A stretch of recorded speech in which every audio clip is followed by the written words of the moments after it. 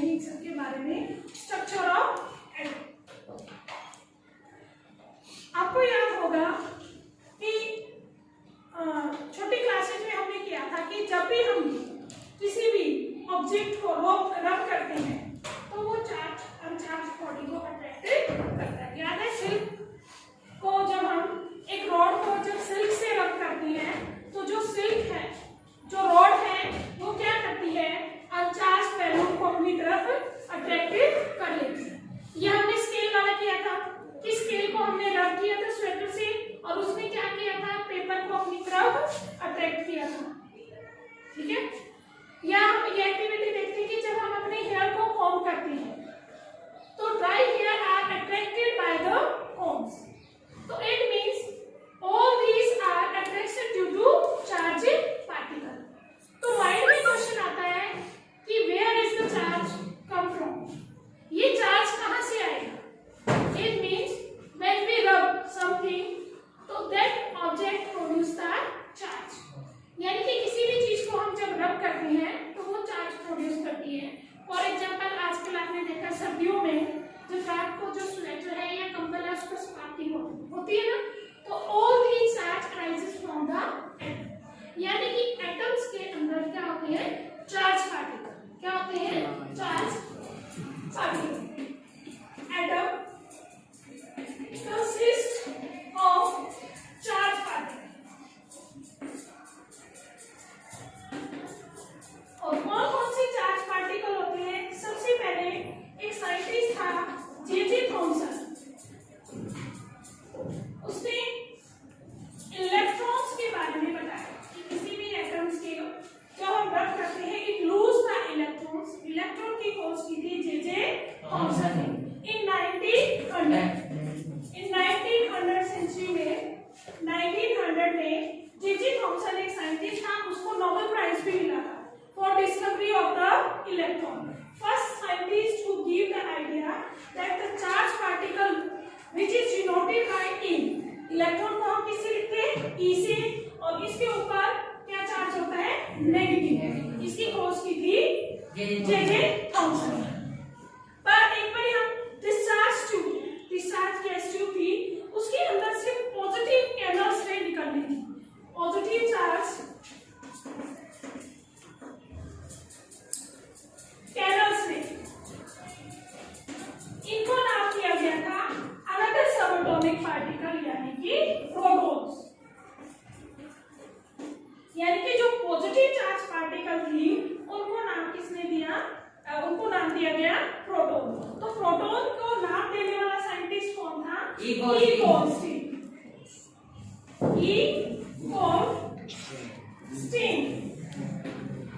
ई Goldstein ने किसकी discovery की थी, प्रोटॉन की। उसने कहा protons are the positive charge particle. Proton क्या है, पॉजिटिव चार्ज पार्टिकल है जिसको हम किससे लिखते हैं, P+ and having charge equal to the opposite the charge of electron. उसने कहा कि प्रोटॉन के ऊपर वही चार्ज है जो इलेक्ट्रॉन पे होता है, बट दोनों का मैग्नीट्यूड क्या होता है, प्रोटॉन पर नेगेटिव चार्ज और इलेक्ट्रॉन पर क्या होता है, पॉजिटिव चार्ज। यानी कि चार्ज और इलेक्ट्रॉन हम मानते हैं 1.6 10⁻⁻⁹ that is the charge on a electron. जबकि किसके साथ क्या आएगा, माइनस। जो चार्ज ऑन प्रोटॉन है वो क्या होगा, plus 1.6 10⁻⁻⁹ magnitude of both the charge will be equal, but electron carry negative charge and proton carry positive charge. तो यहाँ से आइडिया हो गया कि मैटर के अंदर जो एटम से मिलकर बनी हुई है, एटम्स के अंदर 2 सब एटॉमिक पार्टिकल प्रेजेंट है। एक को नाम दिया गया इलेक्ट्रॉन, एक को दिया गया प्रोटॉन। इलेक्ट्रॉन को E से लिखते हैं, प्रोटॉन को P से। इलेक्ट्रॉन पर नेगेटिव चार्ज होता है, प्रोटॉन पर पॉजिटिव चार्ज। इलेक्ट्रॉन की खोज डिस्कवरी की थी जे थॉमसन ने इन 1900 और प्रोटॉन की डिस्कवरी की थी ई गोल्डस्टीन ने। और ये दोनों का मैग्नीट्यूड ऑफ चार्ज था equal, but sign will be opposite. और जो मास है, जो मास ऑफ प्रोटॉन है वो क्या है, वो इसको हम मानते हैं mass of electron is 2000 times less than mass of proton. Indivisible है, यानी कि electron are the lightest particle which has indivisible mass. Clear है? अब ये तो डिस्कवर हो गया कि एटम के अंदर सब एटॉमिक पार्टिकल प्रेजेंट है, इलेक्ट्रॉन एंड प्रोटॉन। अब आगे क्वेश्चन अराइज था, how these electron and proton are arranged in a atom, कि इलेक्ट्रॉन और प्रोटॉन को एटम में कैसे अरेंज किया गया। तो इसके लिए डिफरेंट साइंटिस्ट ने डिफरेंट मॉडल दिए एटम के, और सबसे पहला जो मॉडल दिया था वो था J Thomson model of atom. इसको बोला गया था J Thomson model of atom. बहुत ही सिंपल था कि जे थॉमसन ने एफर्ट्स किया कि एटम कैसे हो सकता है। ही प्रपोज्ड दैट, उसने कहा कि atom is like a sphere, किसकी तरह है? स्फीयर, और उसके अंदर ऐसे उसने नेगेटिव चार्ज दिखाए, यानी कि these are the electron present in a atom. तो उसने अपने मॉडल को कंपेयर किया क्रिसमस पुडिंग केक से। क्रिसमस पुडिंग केक देखा, उसमें ड्राई फ्रूट्स होते हैं केक के अंदर, या उसने कहा कि उसका जो मॉडल है लाइक अ वाटरमेलन, किसकी तरह है? वाटरमेलन। और यह कहा उसने क्रिसमस पुडिंग केक, उसने कहा कि उसका मॉडल किसकी तरह है? क्रिसमस पुडिंग केक, जिसके अंदर जो ड्राई फ्रूट्स हैं वो बिहेव एज अ इलेक्ट्रॉन्स, किसकी तरह बिहेव करते हैं? इलेक्ट्रॉन्स की तरह, और बाकी जो पार्ट है वो क्या आना चाहिए आपका? Positive sphere. उसने कहा our atom is just like the Christmas pudding cake in which dry fruits या आप कह सकते हो जो ड्राई फ्रूट्स होते हैं behave like a electron and other part are the positive sphere। या उसने कहा you also say that our atom is just like a watermelon, जो watermelon होता है, तरबूज होता है, उसके जैसा दिखने में होता है, और जो तरबूज के जो सीड है बीज आता ब्लैक सीड, क्या है? Black seed. तरबूज में आपने देखा होगा ब्लैक सीड होते हैं, काले रंग के बीज होते हैं। These black seeds behave like a electrons, और जितना भी रेड बचा हुआ है, जितना भी रेड एडिबल पार्ट है, ये behave like positive sphere, positive sphere. उसने अपने एटम को ऐसे कंपेयर किया कि जितना भी रेड एडिबल पार्ट है वो आपका क्या है? Positive sphere. तो इसके बेसिस पर जे थॉमसन ने 2 पॉइंट्स दिए। हाँ जी, तो जे थॉमसन ने कहा कि उसका मॉडल किसकी तरह है? आप कह सकते हो वाटरमेलन, यानी कि उसने अपने मॉडल को तरबूज से कंपेयर किया, और उसने कहा कि उसके अंदर जो ब्लैक सीड है, काले रंग के जो बीज हैं, वो इलेक्ट्रॉन की तरह बिहेव करेंगे, और जो खाने वाला रेड एडिबल पार्ट है वो पॉजिटिव स्फीयर यानी कि प्रोटॉन की तरह बिहेव करेगा। तो ही प्रपोज्ड दैट, थॉमसन ने 2 पॉइंट दिए। थॉमसन जो उसने प्रपोज्ड दैट, उसने कहा फर्स्ट पॉइंट क्या कहा? Atom consist of positive sphere, atom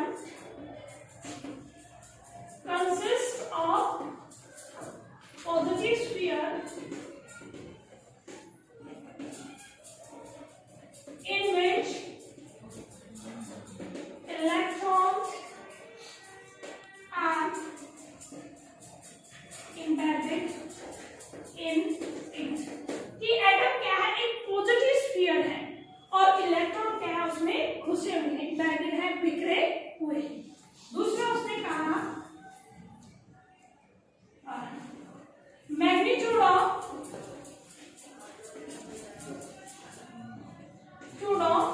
positive and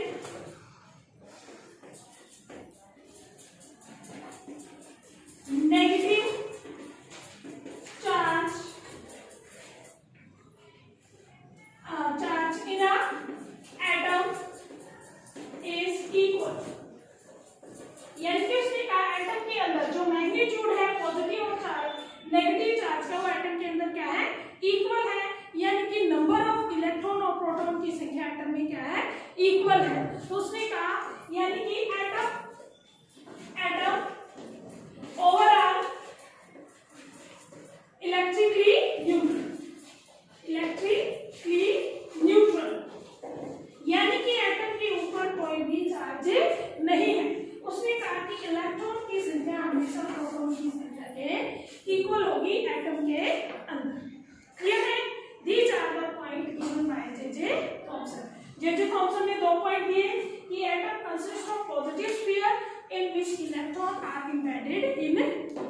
second कहा मैग्नीट्यूड ऑफ, यानी कि positive and negative charge are equal in magnitude in a atom, यानी कि ओवरऑल जो एटम है आपका इलेक्ट्रिकली न्यूट्रल है, no charge will be present on the atom. Clear? ये आपका एटम जो उसका J.J. थॉमसन का मॉडल है, it is not so much successful because he does not give the fixed position of electron and proton. उसने simply एक idea दिया कि एटम आपका स्फेरिकल हो सकता है और एटम क्या है, इलेक्ट्रिकली न्यूट्रल है। बट उसके इस आइडिया से आगे आने वाले साइंटिस्ट को एक नया पाथ मिल गया to discover the structure of atom, और इसी के बेस पर मानकर आगे नया जो स्ट्रक्चर दिया वो थे रदरफोर्ड। तो हम पढ़ेंगे Rutherford model of an atom.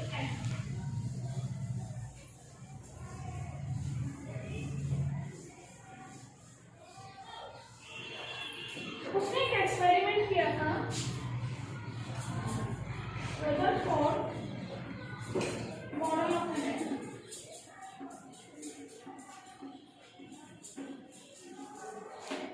इसको रदरफोर्ड स्कैटरिंग मॉडल भी बोलते हैं। क्या बोलते हैं? रदरफोर्ड स्कैटरिंग मॉडल, क्योंकि उसने क्या किया था, एक एक्सपेरिमेंट किया था जिसको बोलते हैं स्कैटरिंग एक्सपेरिमेंट। रदरफोर्ड ने क्या किया था, एक थिक गोल्ड फॉइल ली थी, ठीक है, इसका मैं स्ट्रक्चर बना देती हूँ।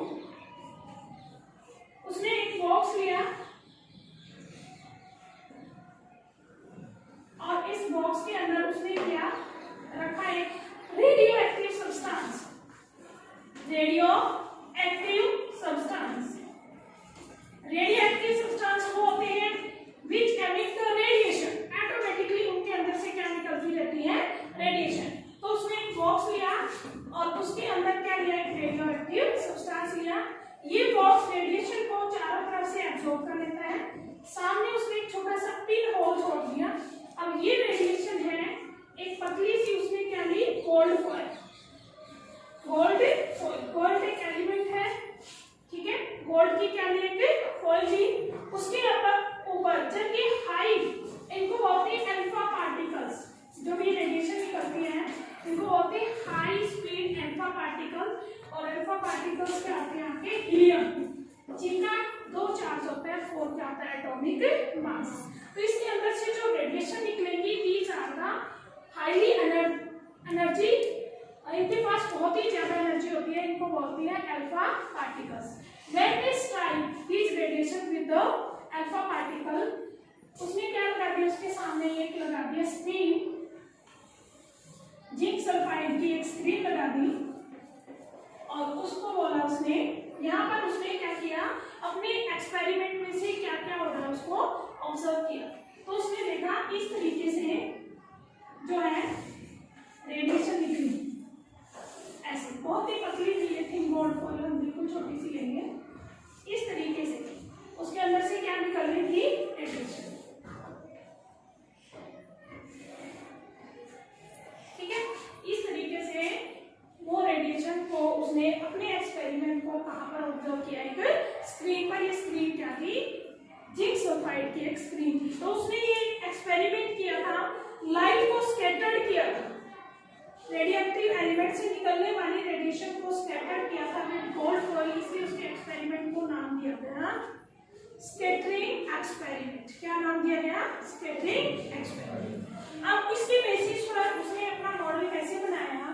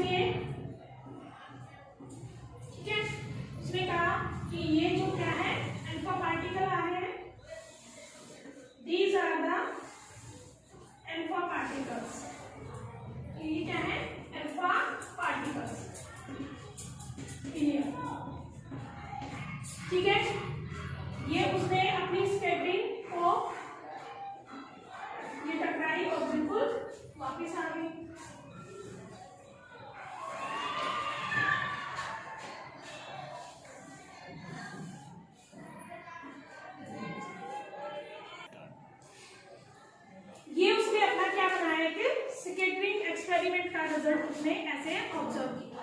ठीक है, तो फर्स्ट ऑफ ऑल क्या किया रदरफोर्ड ने इस एक्सपेरिमेंट को करने से पहले क्या क्या सिलेक्ट किया। फर्स्ट क्वेश्चन यहाँ से बनता है कि why Rutherford select the gold foil, कि उसने गोल्ड फॉइल को ही सिलेक्ट क्यों किया फॉर हिज स्टेटिंग एक्सपेरिमेंट। तो we know that gold element जो है gold metal is the most valuable metal और we can use as much as thin sheet of the gold as we require. Gold सबसे valuable metal है सभी element के अंदर से और हम जितना चाहते हैं उससे पतली शीट हम ले सकते हैं। कितना वैल्यूएबल कि 1 ग्राम गोल्ड से लगभग 2 किलोमीटर लंबी वायर हम ड्रॉ कर सकते हैं। तो उसने गोल्ड की फॉइल को इसलिए लिया because gold metal is so valuable, it is thick about, इतनी पतली थी कि अबाउट 1000 एटम्स हम कह सकते हैं उससे भी। क्लियर है, 1000 एटम को मिलाकर जो स्क्रीन बनेगी उससे भी as much as thin gold foil. Secondly उसने जो टकराने के लिए हाईली चार्ज हीलियम पार्टिकल को लिया जिनका मास कितना था 4 यूनिट और चार्ज कितना था 2 unit because they are highly charged और इनकी स्पीड इतनी तेज थी। तो उसको आइडिया था कि उसको ये आइडिया था कि if this highly charge alpha particle strike with the sub atomic particle present in A atom तो दे आल्सो डिफ्लेक्टेड, कि ये एटम के अंदर जो इलेक्ट्रॉन प्रोटॉन प्रेजेंट है जब ये अल्फा पार्टिकल उनसे टकराएंगे तो कुछ ना कुछ डिफ्लेक्शन जरूर ऑब्जर्व होगी। ठीक है, तो उसका जो एक्सपेरिमेंट था उसने पहले वो देखेगा उसकी ऑब्जर्वेशन। तो फर्स्ट क्या आ जाएगी observation of Rutherford model. Observation first observation क्या देखी उसने। अब यहां से देखो अगर चेक करें तो most of the alpha particle passed straight, सीधे जा रहे, most of the alpha particle passed straight. आप कह सकते हो most of alpha particle passed straight without any deflection, without any deflection, यानी कि मैक्सिमम अल्फा पार्टिकल सीधे निकल गए एटम में से, उनकी कोई भी डिफ्लेक्शन नहीं हुई, ना लेफ्ट की तरफ मूव किया उन्होंने ना ही राइट की। फर्स्ट ऑब्जर्वेशन थी उसकी जब वो एक्सपेरिमेंट कर रहा था। सेकंड क्या थी वेरी फ्यू अल्फा पार्टिकल, बहुत ही कम अल्फा पार्टिकल थे which are deflected by a small angle. Very few alpha particles are deflected by small angle. बहुत ही ऐसे अल्फा पार्टिकल थे जो किससे डिफ्लेक्ट हो गए स्मॉल एंगल से। एंड वेरी few अबाउट आप कह सकते हैं 1 or 2 alpha particle which rebound back या which come back after striking some object। कुछ ऐसे थे जो 180 डिग्री के एंगल से क्या हो गए रिबाउंड वापस आ गए। ठीक है, very few alpha particles come back और deflection of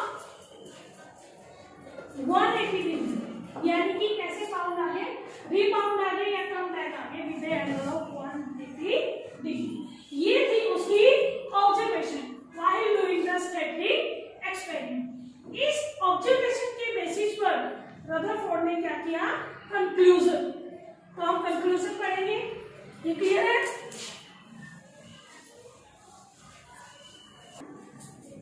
Conclusion of Rutherford model.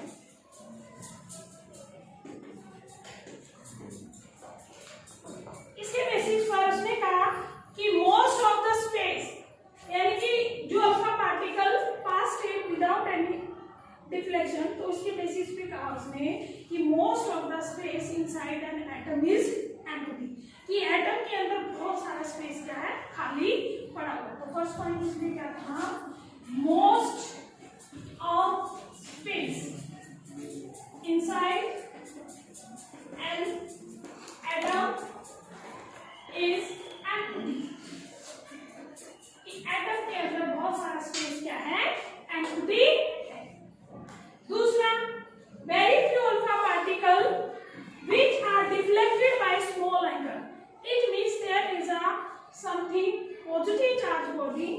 present in a atom. भाई ये small angle से टकरा गए और these are the positive alpha particle, तो like charge repel each other, तो उसके बेसिस पे कहा कि एटम के अंदर एक पॉजिटिव चार्ज बॉडी प्रेजेंट है। दूसरे पॉइंट पे क्या कहा, a small positive charge body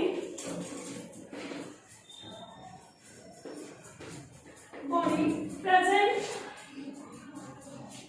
inside an atom, inside an atom, कि एटम के अंदर क्या प्रेजेंट है, एक पॉजिटिव चार्ज बॉडी प्रेजेंट है।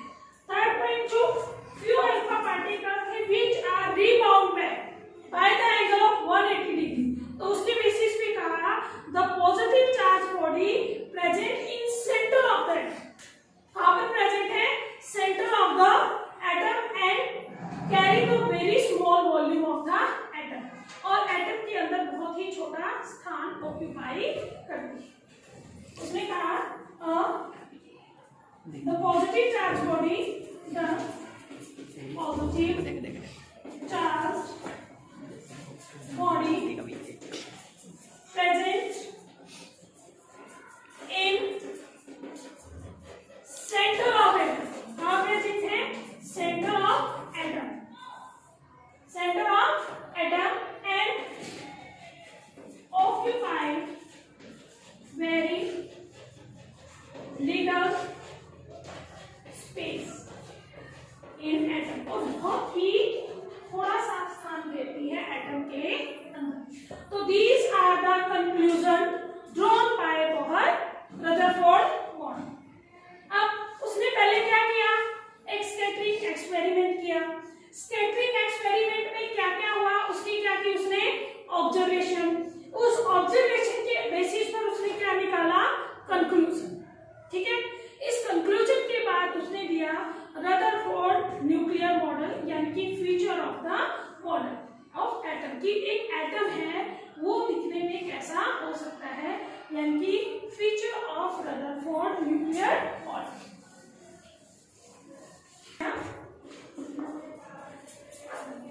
Features of Rutherford model,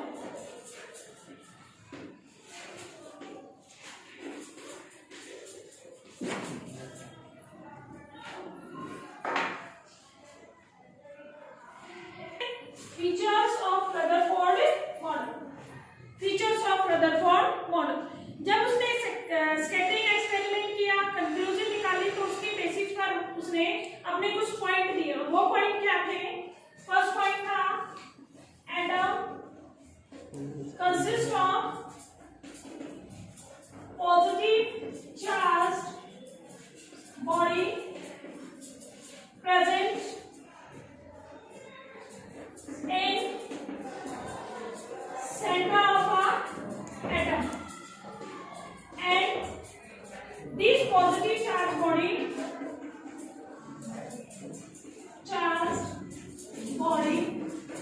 is called nucleus। उस पोस्ट चार्ज बॉडी को क्या बोला गया, न्यूक्लियस। यानी कि रदरफोर्ड पहला साइंटिस्ट था जिसने बताया कि एटम के अंदर क्या प्रेजेंट है, न्यूक्लियस। दूसरा उसने कहा atom revolves around the nucleus in circular path, electrons revolve around the nucleus in circular path। Electron nucleus के चारों ओर किसमें रिवॉल्व करते हैं, सर्कुलर पाथ में। तीसरा पॉइंट उसने कहा nucleus occupy a very small volume as compare to whole size of atom. Nucleus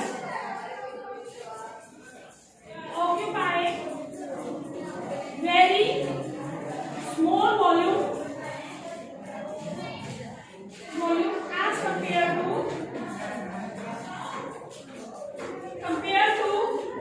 whole size of an atom, whole size of an atom।